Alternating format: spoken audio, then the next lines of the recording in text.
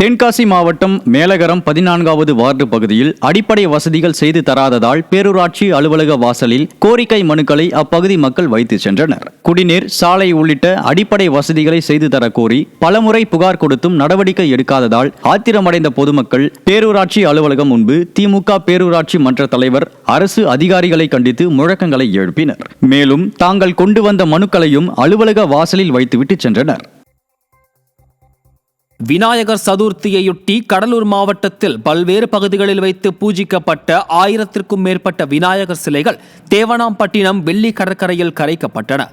கடலூர், குறிஞ்சிப்பாடி, பன்ருட்டி, விருத்தாச்சலம் மற்றும் விழுப்புரம் மாவட்டத்தின் சில பகுதிகளில் வைத்து வழிபட்ட விநாயகர் சிலைகள் ஊர்வலமாக எடுத்து வரப்பட்டு சிறப்பு பூஜைகளுக்கு பிறகு வெள்ளி கடற்கரையில் கரைக்கப்பட்டன. மாவட்ட நிர்வாகம் போதிய முன்னேற்பாடுகளை செய்யாத காரணத்தினால் பொதுமக்களை விநாயகர் சிலைகளை தூக்கிச் சென்று கடற்கரையில் கரைத்தனர். கரூர் அருகே காவிரி ஆற்றில் பட்டப்பகலில் சர்வசாதாரணமாக மணல் கொள்ளை நடப்பது அப்பகுதி மக்களிடையே அதிர்ச்சியை ஏற்படுத்தியுள்ளது. செவ்வந்திபாளையத்தை ஒட்டிய காவிரி ஆற்றில் இரவு நேரங்களில் மணல் கொள்ளை நடப்பதாக ஆட்சியர் அலுவலகம், பொதுப்பணித்துறை, வருவாய்த்துறை, காவல்துறை உள்ளிட்ட இடங்களில் புகார் அளித்தும் நடவடிக்கை எடுக்கப்படவில்லை என கூறப்படுகிறது. ஸ்டாலின் அரசின் அதிகாரிகளின் அலட்சியத்தால் தற்போது பட்ட பகலிலும் மாட்டு வண்டிகளில் மணல் கொள்ளையடிக்கப்படுவதாக மக்கள் குற்றம் சாட்டுகின்றனர். திருப்பத்தூரில் மாவட்ட ஆட்சியர் அலுவலகம் கட்டப்பட்ட 3 ஆண்டுகளில் ஆங்காங்கே விரிசலுடன் சேதமடைந்த விடிய அரசின் ஊழலை வெட்ட வெளிச்சமாக்கியுள்ளது. கடந்த 2022ஆம் ஆண்டு 109 கோடியே 71 லட்சத்தில் கட்டப்பட்ட ஆட்சியர் அலுவலகத்தில் பார்க்கும் இடமெல்லாம் விரிசல், கழிவறைகள் அனைத்தும் சேதமடைந்து துர்நாற்றத்துடன் காட்சியளிக்கிறது. மேலும் சுத்திகரிக்கப்பட்ட குடிநீர் தொட்டிகள் பழுதடைந்தும் காணப்படும் இந்த அலுவலகம் ஸ்டாலின் மாடலின் ஒட்டுமொத்த ஊழல் முறைகேட்டிற்கு சாட்சியாக மாறியுள்ளது.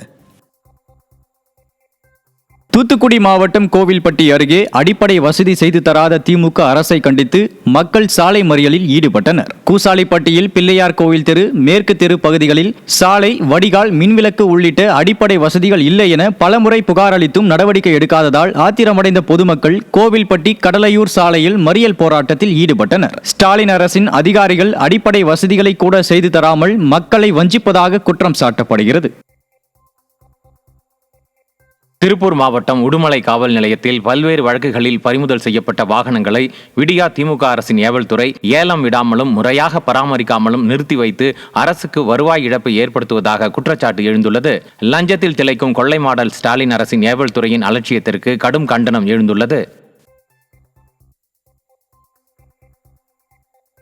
விருதுநகர் மாவட்டம் உடைய சேர்வைக்காரன்பட்டி கிராமத்தில் இடிந்து விழும் நிலையில் உள்ள மேல்நிலை நீர்த்தேக்க தொட்டியால் பொதுமக்கள் அச்சமடைந்துள்ளனர். அதன் அருகே ஊராட்சி ஒன்றிய அரசு பள்ளி உள்ளதால் மாணவர்கள் அச்சத்துடனேயே பள்ளிக்கு வருகின்றனர். சேதமடைந்த குடிநீர் தொட்டியை அகற்ற கோரி பலமுறை புகார் தெரிவித்தும் விடியா ஸ்டாலின் அரசின் அலட்சியத்தால் உயிர் பயத்துடனேயே வாழ வேண்டிய நிலை ஏற்பட்டுள்ளதாகவும் கிராம மக்கள் குற்றம் சாட்டினர். எங்களுக்கு தண்ணி தொட்டி சரியில்லை, மாற்றி கொடுங்க, கொள்ள நாளாக இருக்குது. இங்கே தான் பக்கத்தில் தான் ஸ்கூல் இருக்குது, பிள்ளைய எல்லாம் இங்கே தான் விளையாடுறாங்க, கோயில் இருக்குது, பிள்ளைய பிடி பீரியடுக்கு இங்கே தான் பக்கத்தில் தான் விளையாடுறாங்க. எந்த நேரத்தில் இடிஞ்சொல்லுன்னு தெரியல, சரியில்லாமல் இருக்குது. நாங்கள் கலெக்டருக்கு மனு கொடுத்துருக்கோம், எதுவும் செய்கிறோம், எந்த நடவடிக்கையும் எடுக்கலை.